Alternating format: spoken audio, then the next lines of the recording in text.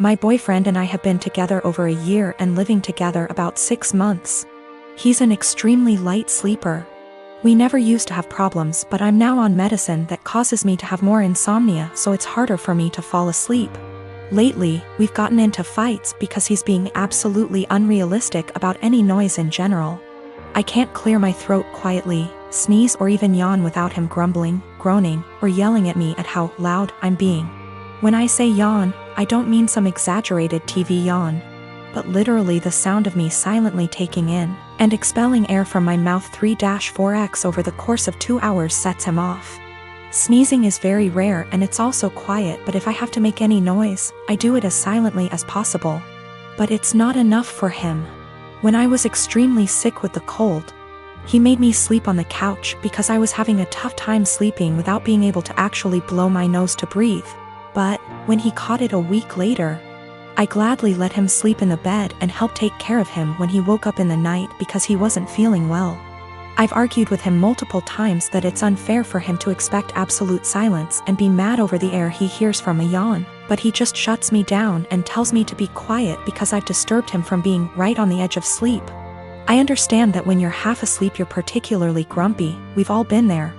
But it winds me all the way up that I already constantly have to cater to the way he needs tons of space. Meaning I have to sleep pencil straight all night or on the side not facing him if I want to move my legs at all. And then this sound thing.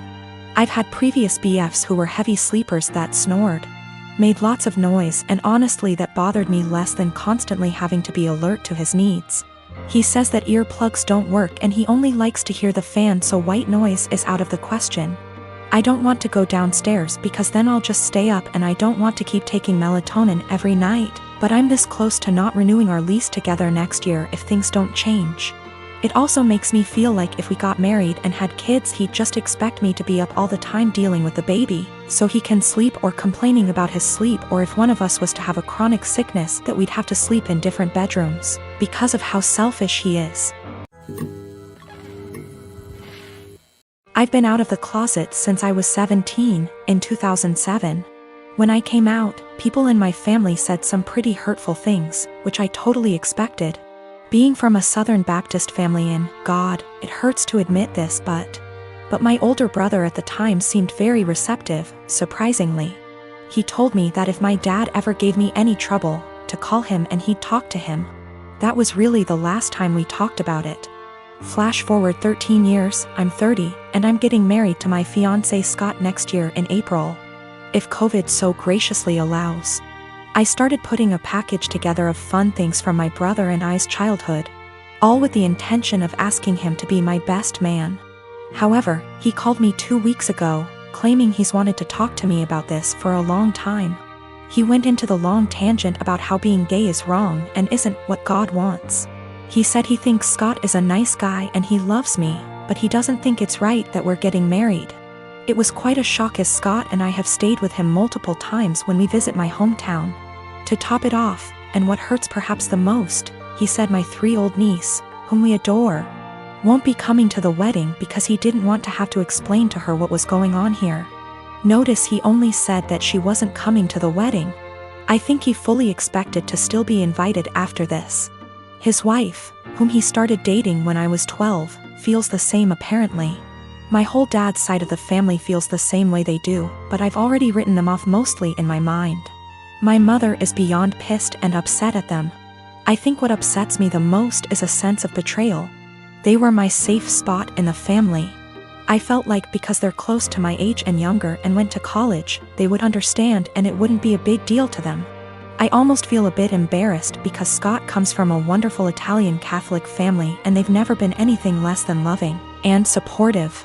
I told them that, on what is supposed to be one of the happiest days of my life, if they or anyone else is sitting in the audience and in the back of their mind thinking that what we're doing is wrong or not right, they should just stay home. I know my brother and family love me, but it feels up to a point, conditional, and limited. I told them that they learned being gay is wrong. They weren't born not liking gay people. So they can unlearn it, if they were willing. But I don't think that's going to happen. Since my wife and I got married 3 years ago, things have been off. I know that people grow and change with time, but but around our wedding, my wife changed drastically. She bleached her dark brown hair blonde right before the ceremony. And I honestly thought I was in the wrong church for a split second when she came down the aisle. We moved into our house right after the honeymoon, and she went into full domestic mode. We'd shared cleaning duties before, but once we moved into the house, she became insistent on doing everything before I could even get to it. Since this is our first house, I thought it was some kind of homeowner nesting thing, but it never stopped. Her hair color is none of my business, and I think most people would be happy not to have to clean. So I honestly didn't really think much of either of those things at the time. The big thing has always been how closed off she got after the wedding. When we were dating, she'd tell me long rambling stories about her feelings and rant to me when she was upset and all that. And I liked hearing about what was going on inside her head. After the wedding, that stopped pretty abruptly. If I ask her how her day is, she will only ever tell me that it was fine or super. She doesn't talk to me about her feelings anymore, ever, even when I explicitly ask, "How do you feel about X?" She also stopped telling me about anything important that happened to her. About a year after we got married, her grandfather died. Did she tell me she'd lost her grandfather? No. She told me that she had to go to a conference for work on the other side of the country, which I thought nothing of. On the second day she was gone, her older brother texted me to tell me that my in-laws had really missed seeing me at the funeral. When I called her to ask why in the ever-loving hell she didn't tell me, and then lied about it, all she would say was, "I didn't want to trouble you. You have a lot on your plate." After that, she went on a couple of spontaneous family trips. She's really close to her family, so the first time she said she was going camping with her brother at their alma mater.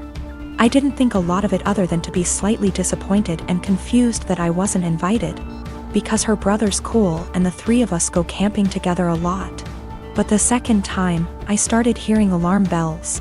I'd like to say I'm a more secure man, but after the second spontaneous family trip, my wheels started spinning and I started to think that maybe she was cheating.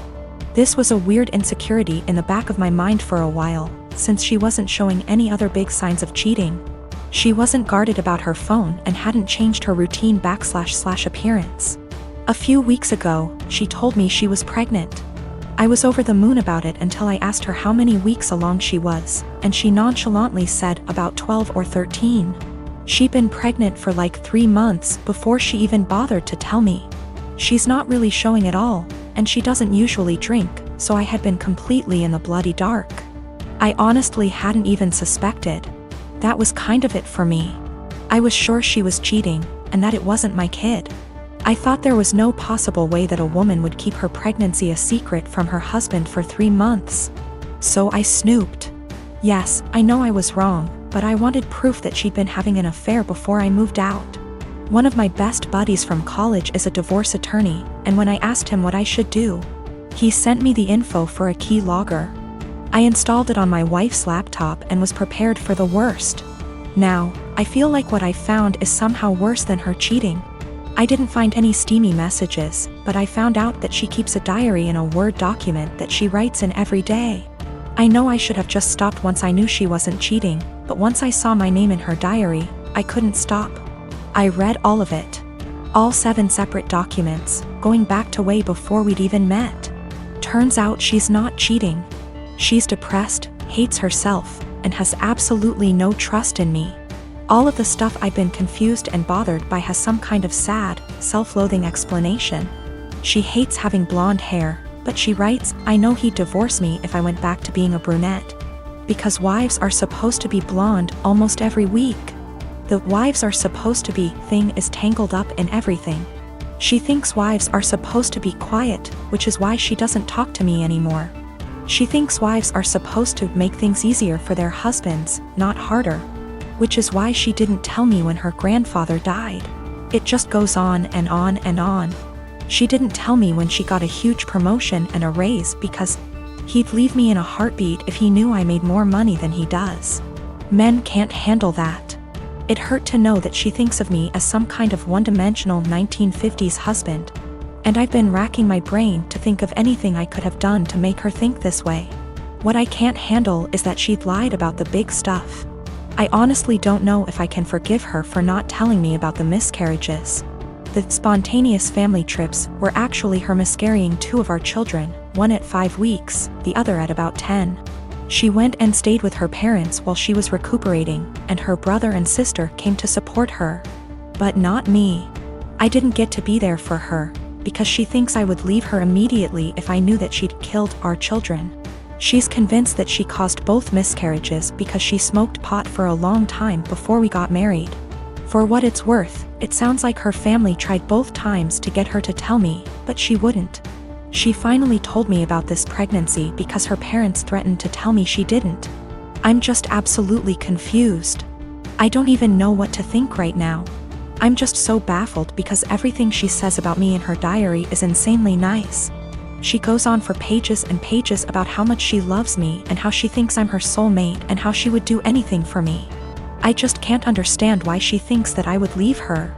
Knowing that she's spent the last 3 years walking on eggshells around me, convinced that I would leave her at the drop of a hat, is just so confusing and awful.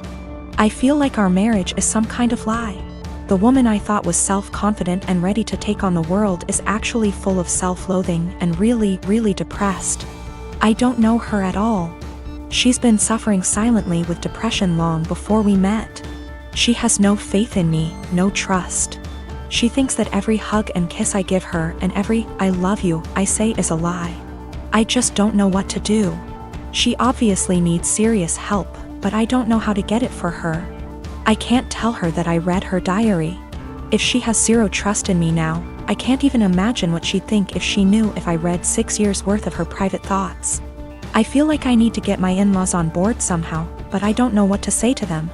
I know I can't ignore this, but I feel like any move is the wrong move. I am currently divorced from my ex Thomas of 30 years.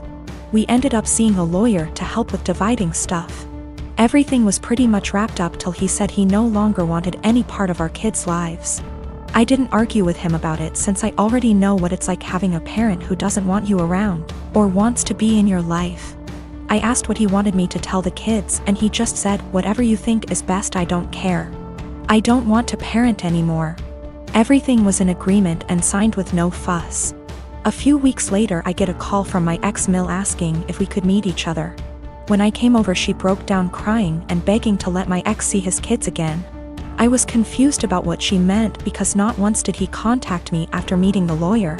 She went on about how my ex said he really missed them and that I was just a petty B*TCH for taking full custody.